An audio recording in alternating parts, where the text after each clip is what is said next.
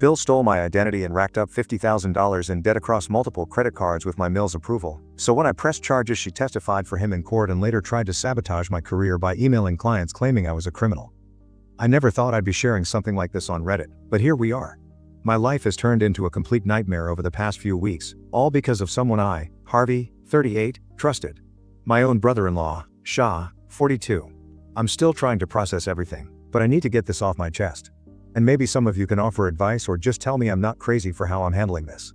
It all started when I got a letter in the mail from my bank. It was a thick envelope, official looking, and made my stomach twist before I even opened it. When I did, my heart just dropped. According to the letter, I owed $50,000 across multiple credit cards.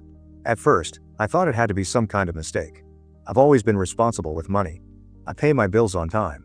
I don't live beyond my means, and I sure as hell don't have 5 different maxed out credit cards that I don't even remember applying for. I immediately called the bank, ready to tell them they'd made some kind of error. But after what felt like an eternity on hold and answering a million security questions, the representative dropped the bomb on me. These cards were opened under your name and social security number over the last 2 years. I felt like I'd been punched in the gut. How was this even possible? I never applied for these cards. I never received any notifications about new accounts, nothing. That's when it hit me that someone had stolen my identity. At first, I assumed it was some random scammer. Maybe my information had been leaked in a data breach, or maybe I'd fallen victim to some phishing scam without realizing it. But as the bank's fraud department dug deeper, they uncovered something even more horrifying. The purchases on these cards were all made locally. Groceries, gas stations, even a PlayStation 5, all bought in my city. And that's when the pieces started falling into place. As I scrolled through pages of charges, something caught my eye. One of the charges was for a local auto repair shop. I recognized the name because I'd driven past it plenty of times, and I'd never taken my car there. Curious, I called the shop and asked if they had records of any recent visits under my name. After some back and forth, they confirmed that someone had recently paid for work on a black Ford truck. Definitely not my vehicle. I didn't know anyone with a truck like that. Or so I thought. Later that evening, I was venting to my wife, Sienna, 35, about everything when I mentioned the auto shop. That's when she froze. "Wait, Shaw drives a black Ford truck," she said. My stomach turned. I wanted to believe it was a coincidence. But something about it didn't sit right. I started mentally piecing things together. Shaw had been weird around me. He was always jumpy whenever I was around, and the way he'd always leave the room when I was there. Things that had seemed insignificant before now felt suspicious. Determined to get answers, I asked the auto shop if they still had security footage from the day of the transaction. Thankfully, they did. The manager agreed to let me come in and view it. When I saw the footage, my blood ran cold. There was Shaw, standing at the counter, handing over what appeared to be my credit card. I knew it wasn't just my imagination now, but what really sealed it was when I checked with a nearby electronics store where another suspicious charge had occurred. Sure enough, their security footage showed Shaw again, this time leaving the store with a PlayStation 5 under his arm. I confronted him the next day. At first, he played dumb, swearing he had no idea what I was talking about. When I mentioned the security footage, his face went pale. I told him I was going to the police, and that's when he broke down. He admitted to everything, opening the cards, making the charges, and even forging my signature on some documents. He claimed he meant to pay it back eventually, but we both knew that wasn't true. That's when he let slip that my mother-in-law, Annie, 67, had known the entire time. Apparently, when Shaw first suggested the idea, she told him it was fine because family helped each other out. Hearing that was almost worse than discovering Shaw had stolen from me in the first place. The bank was able to cancel the cards and flag everything as fraud, but the damage was already done. My credit score had taken a massive hit. And even though the debt wasn't technically mine anymore, the whole ordeal had left me feeling violated. This wasn't just about the money. It was about the betrayal. Someone I trusted had looked me in the eye for months while secretly destroying my financial stability. Once the bank confirmed the fraud, I was faced with a choice. Let it go or press charges. Letting it go would mean Shaw would walk away without any consequences, and I'd be left dealing with the fallout. Pressing charges, on the other hand, would mean he could face jail time, but it would also mean dragging my family through a legal nightmare. I won't lie, I hesitated. Part of me wondered if I was overreacting. Maybe I should just let it slide for the sake of family harmony. But then I thought about all the ways this could have ruined my life. What if the bank hadn't believed me? What if I'd been stuck with that debt? What if he'd done even more damage before I caught him? In the end, I decided to press charges. And that's when the real chaos started. Annie called me screaming, telling me I was destroying the family and that jail would ruin his life. She kept insisting that he'd learn his lesson and I needed to forgive and forget. But the thing is, he only learned his lesson because he got caught. If I hadn't found out, he would have kept doing it. Then Shaw called me and was screaming at me. So I just told him it's not that big of a deal. Jail is only temporary. Sienna has been stuck in the middle of all this, which has been really hard on her. She has been supportive of me, but I know it's tearing her apart to see her family like this. Family gatherings are now completely awkward, and I've already decided I won't be attending any holidays this year. Some people have told me I should just drop it, that family is more important than money. But this wasn't just about money. It was about trust. It was about the fact that he looked me in the eye every day while secretly stealing from me. It was about the fact that he could have ruined my credit for years, making it impossible for me to buy a house, get a car, or even rent an apartment. I've since frozen my credit, signed up for identity theft protection, and lawyered up. The police are involved now, and the case is moving forward. My brother-in-law is panicking. My mother-in-law is guilt-tripping me nonstop. And honestly, I don't care. Actions have consequences. He made his choices, and now he has to face them. Update 1. It's been a few months since I pressed charges against Shah, and things have been complicated. Honestly, I didn't expect everything to unravel the way it has. I figured the police would take my statement, the bank's fraud report would back me up, and Shah would face whatever consequences came his way. I knew there'd be tension with my in-laws, but I underestimated just how messy things would get. First off, the legal process has been slower than I anticipated. After I filed the police report, there was an investigation that took weeks. The officers collected evidence from the bank, the auto shop, and the electronics store. They even managed to retrieve some of the forged documents Shah had signed. Everything seemed airtight. But then came the court dates, and that's when things got messy. Shah hired a lawyer, which I expected. What I didn't expect was his lawyer's strategy. Instead of denying that Shah used my information, they claimed that I had given him permission to open the cards. According to their version of events, I was aware of the debt the whole time and had only turned on Shah out of spite when he couldn't pay it back fast enough. I was furious. The idea that I would willingly let someone rack up $50,000 in debt under my name is insane. But the lawyer spun this narrative that I was helping family and had only decided to turn on Shah after a falling out. It didn't help that Shah conveniently had text messages where he had asked me for money in the past. And while those texts were unrelated, his lawyer twisted them to make it seem like we had some kind of financial arrangement. The biggest blow though was Annie. She agreed to testify for Shah. She backed up his story, claiming I'd known the whole time and had agreed to help him get back on his feet. I wasn't even surprised, honestly. But it still stung. What did surprise me was how far she was willing to go to defend him. She even claimed I'd bragged about having good credit and that I wouldn't miss the money. It felt like being stabbed in the back all over again. Sienna's been supportive through all of this, but I can tell it's wearing her down. She's exhausted from being put in the middle, her brother on one side and her husband on the other. The stress has been brutal on both of us. We've had arguments, mostly about her family. I don't blame her, but I can tell she feels guilty for being caught between us. She's tried talking to Annie, but that's only made things worse. Annie keeps twisting the situation, saying things like, if Harvey really loved you, he wouldn't be doing this. What really pushed me over the edge was the way they've been manipulating Sienna. At one point, Annie actually told her that if I really wanted to forgive Shah, I could write a letter to the court asking for leniency. Sienna didn't suggest it. Annie did. I know Sienna didn't mean anything by it, but hearing her ask me to write that letter felt like a betrayal. I told her no. I don't care how sorry Shah claims to be. I'm not going to pretend this didn't happen. As far as the legal side goes, Shah's lawyer tried negotiating a deal, basically asking me to agree to drop the criminal charges if Shah was put on probation. I laughed when I heard this, and I told my lawyer I wasn't interested in anything that didn't involve real accountability. That decision apparently set Annie off again. Next thing I knew, I was getting texts from her that were nasty. She called me a vindictive monster and said I was ruining Sienna's life and accused me of tearing apart the family just because I'm too proud to forgive. She even had the audacity to say Shah was too fragile to survive jail and that if I didn't stop pushing this, I'd have his blood on my hands. I didn't respond. There's no point. As for Shah himself, I've barely heard from him. After I confronted him and he admitted everything, he's mostly avoided me, probably on the advice of his lawyer. The only time he reached out was after I refused to drop the charges. He sent this long, rambling text about how families should stick together and how he was just trying to get back on his feet. He kept repeating that he always planned to pay me back. I didn't reply to that one either. The trial date is still a few weeks away, and I'm trying to prepare myself for whatever happens. My lawyer says there's a good chance Shah will take a plea deal, probably serving some jail time and being ordered to pay restitution. That sounds fair to me. I don't want him to go to jail, but I also can't just let him walk away from this like nothing happened. In the meantime, things with the family are basically non-existent. I haven't spoken to Annie since her last round of insults, and I've been staying away from family events. Sienna went to her cousin's birthday party last weekend, and from what I heard, Annie spent most of the time badmouthing me to anyone who would listen. Apparently, she told everyone that I was destroying Shah's life over a few thousand. Never mind that it was 50 grand. The worst part is how isolated this has made me feel. I never wanted to be the bad guy, but that's how they've painted me. I've done everything I can to protect myself, but the emotional fallout has been harder to fix. Despite everything, I know I'm doing the right thing. Shah made his choices, and now he has to face the consequences. And as for Annie, I'm done trying to reason with someone who refuses to see reality.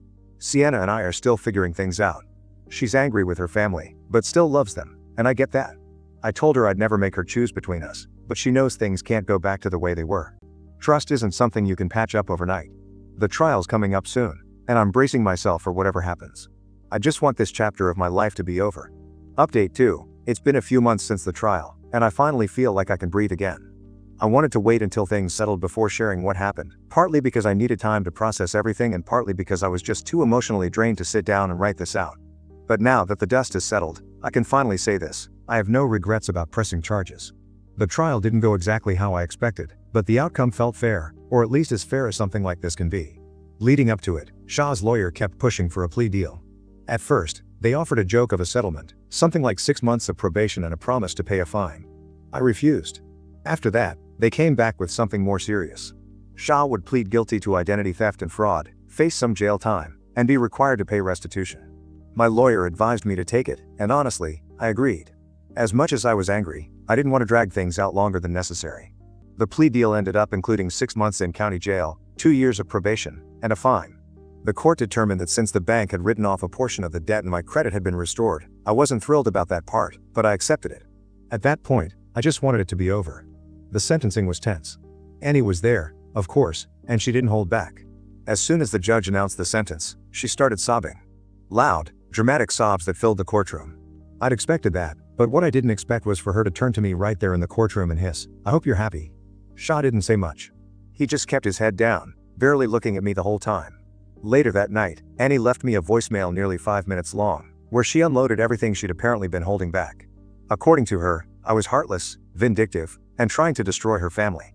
She claimed I had humiliated her and ruined Shah's future over a simple mistake. The whole thing was exhausting. I didn't respond. In the weeks after the sentencing, things with Sienna were complicated.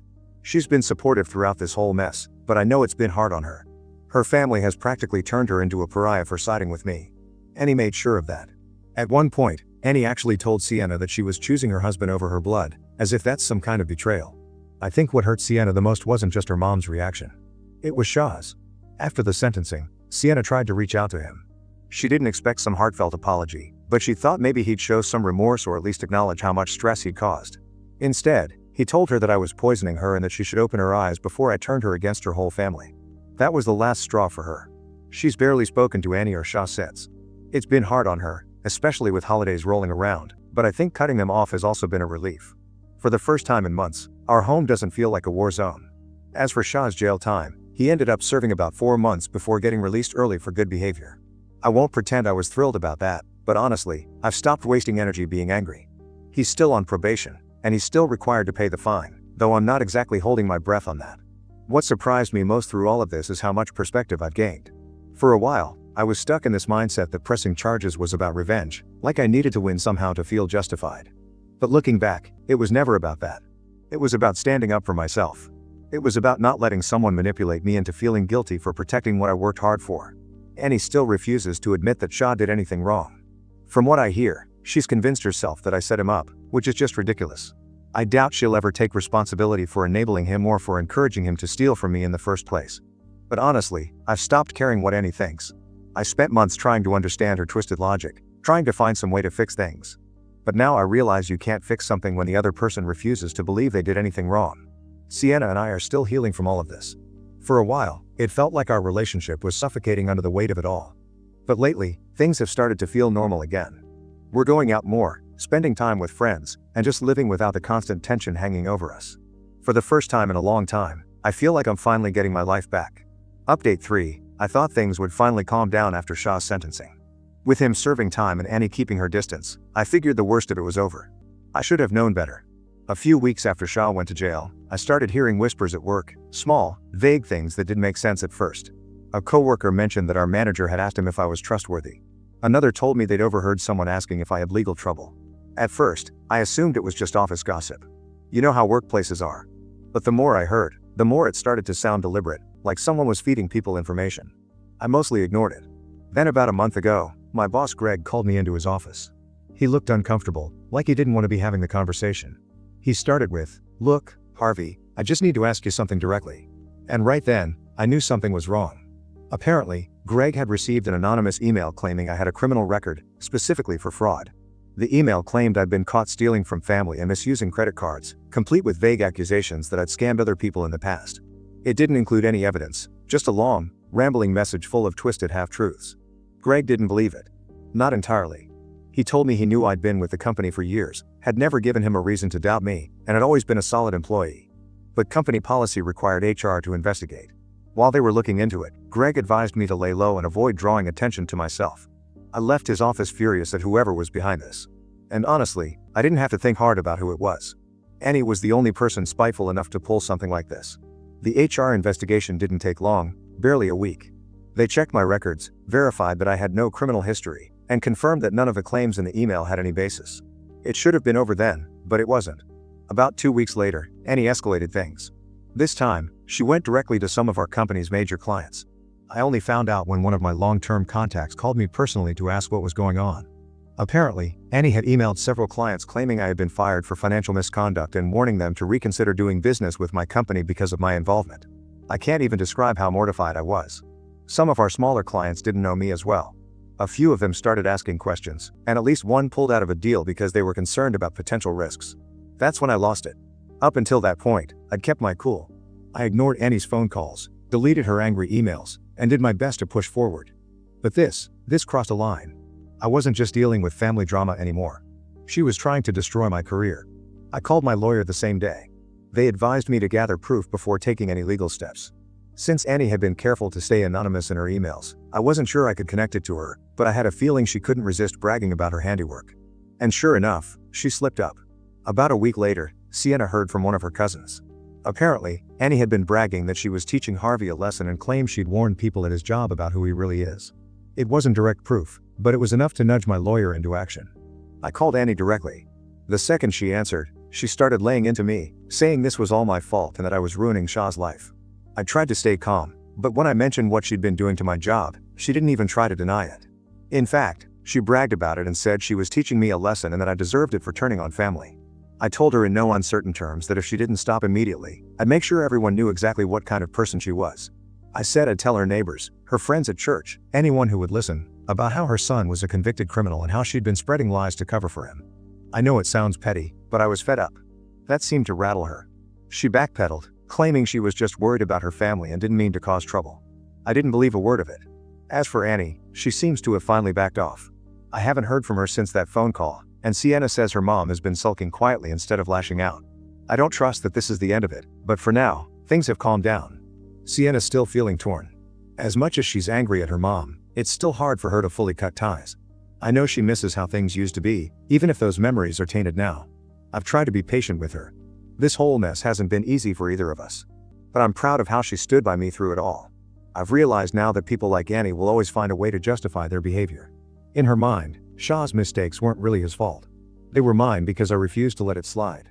She convinced herself that I deserved whatever happened next, no matter how cruel or unfair. The fallout from her sabotage took longer to fix than I expected. I had to personally reach out to clients, reassuring them that I was still trustworthy. Thankfully, most were understanding, especially when I explained what had really happened. Still, the damage lingered. I lost a few deals during that period.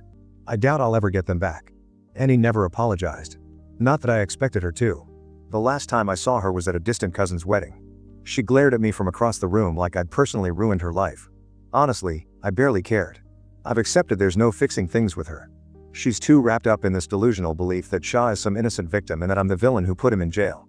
As for Shah, he's been quiet since getting out. He's still dragging his feet with the probation. Sienna's still dealing with the emotional fallout. Despite all of this, we're getting better.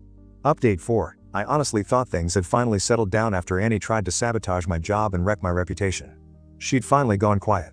No more emails, no more voicemails, no more drama. Or so I thought. I should have known that silence from Annie wasn't a good sign. About 3 weeks ago, Sienna's cousin Laura hosted a family gathering. Laura had reached out to Sienna personally to assure her that Annie would not be invited, which gave me some peace of mind.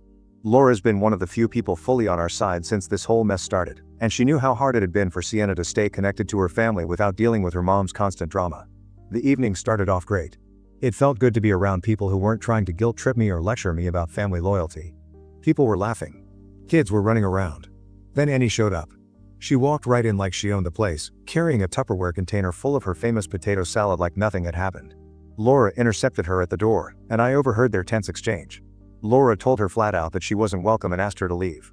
But Annie, being Annie, wasn't having it. She pushed past her and marched right over to me like this was her big moment. "You," she barked, pointing her finger in my face. The entire party went dead silent. I stayed calm. I didn't want to escalate things. I just told her, "This isn't the time or place, Annie." But of course, she ignored that, and she launched into this loud rant about how I'd ruined Shaw's life and how I didn't care about family. She started going on about how I was turning Sienna against her own mother and how I was a petty little man who couldn't let go of a grudge. I kept telling her to walk away, but she wouldn't stop. Eventually, I snapped back and told her that the only person ruining her family was her. I reminded her that Shaw had stolen from me and that she had tried to destroy my career.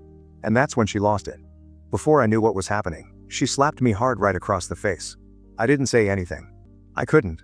I just turned and walked away. I wasn't about to cause a bigger scene. Laura and a few others practically shoved Annie out the door. From what I heard, she started crying and yelling about how I was the bully and how nobody cared about Shaw. I was still stunned when Sienna found me a few minutes later. I thought she'd be overwhelmed, but instead she looked angry. Later that night, Sienna called her mom. I wasn't in the room, but I overheard enough to know it wasn't pretty. Sienna told Annie that she'd had every chance to apologize and take responsibility, but instead she doubled down every time. She told her mother that until she could show genuine remorse for what Shaw had done, she was no longer welcome in our lives. The best part was that Annie's behavior finally caught up with her. Word about the slap spread fast. By the end of the weekend, almost every relative knew what had happened. Apparently, a lot of them had been quietly fed up with Annie's behavior for a while, and this was the final straw. I know this isn't the end of it. Annie's too stubborn to just quietly disappear. But for now, at least, things are calm. If anything happens, I will keep you updated.